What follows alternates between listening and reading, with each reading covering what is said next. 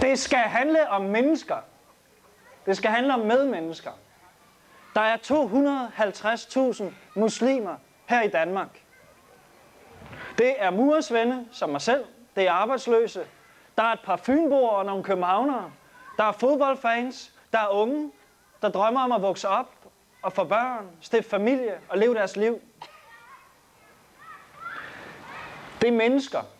Det er medmennesker. Jeg er ikke muslim. Jeg er heller ikke kristen. Men jeg er demokrat.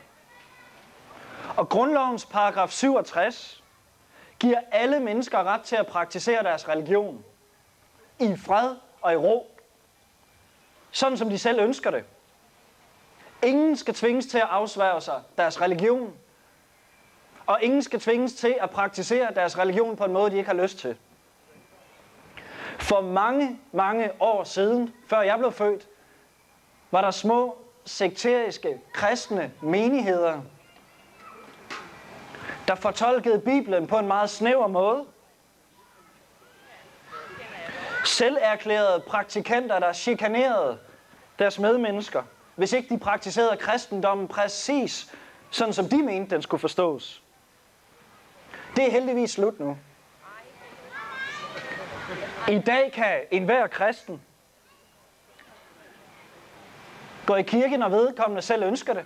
Enhver kristen kan gå klædt, som vedkommende selv ønsker det.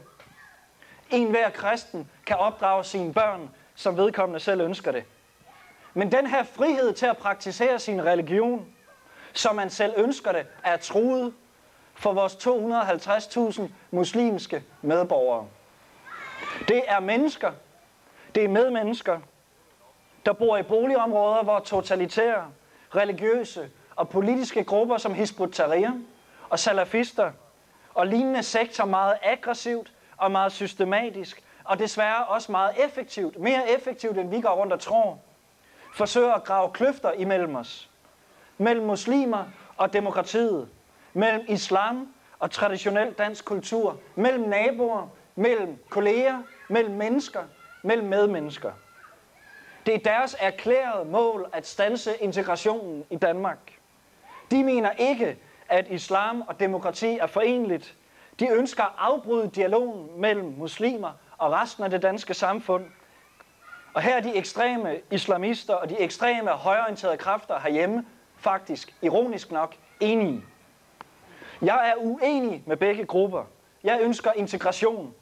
Jeg ser ingen modsætning mellem muslimer og demokratiet. Jeg ønsker de tættest mulige forbindelser mellem folkeslag med forskellige religiøse og kulturelle baggrunde. Jeg er modstander af kløfter. Jeg er tilhænger af broer. Jeg er modstander af dem og os. Jeg er tilhænger af alt det, vi kan sammen. Jeg er tilhænger af solidaritet. Det er derfor, jeg tager det her emne op i dag.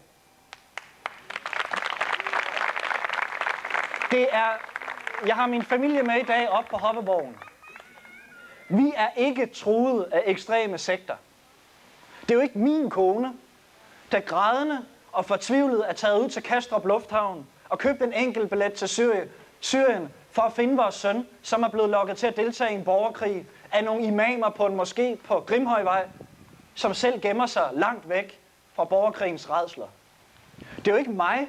Det er ikke mig, der skal frygte, at mine børn rekrutteres til yderliggående radikale grupper, sådan som det sker på Nørrebro, Tingbjerg, Kokkedal, Brøndby Strand og mange andre steder. Jeg frygter ikke, at mine børn en dag kommer hjem og siger til mig, at jeg er blevet for dansk.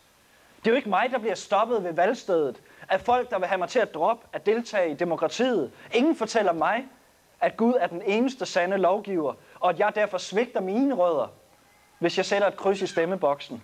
Det er jo ikke mine børn, der bliver mobbet i skolen, blot fordi jeg opdrager dem i en dansk kultur. Det er jo ikke mig, der skal se min religion repræsenteret i tv af yderliggående fanatikere. Jeg lever i fred og i ro med min familie. Men på en dag som i dag, på grundlovsdag, så mener jeg, at det er vigtigt, at vi her forstår det voksende omfang af social kontrol og chikane, der spreder sig i stadig flere boligområder. Den ekstreme islamisme er ikke en trussel mod det danske folkestyre. Slet ikke. Hizb ut-Tahrirs erklæringer om et globalt sharia-diktatur, hvor vi hugger hånden af tyven og stener utro kvinder, De har ingen reel opbakning i nogen befolkningsgrupper i det danske samfund.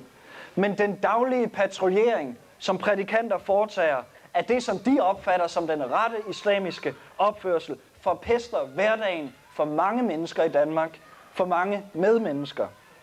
Jeg er ikke modstander af tørklæder, jeg er ikke modstander af moskéer, jeg er ikke modstander af hverken Koranen eller Bibelen eller andre skrifter. Konflikten står ikke mellem muslimer og ikke-muslimer. Den står ikke mellem religion og demokrati.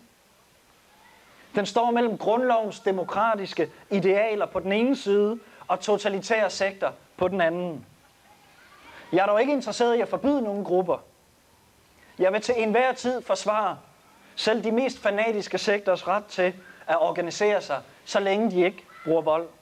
Jeg står her derfor ikke for at forlange ny lovgivning.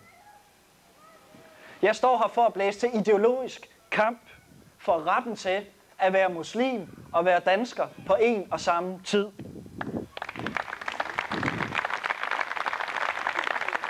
De prædikanter, der hævder, at det danske samfund ikke vil acceptere islam.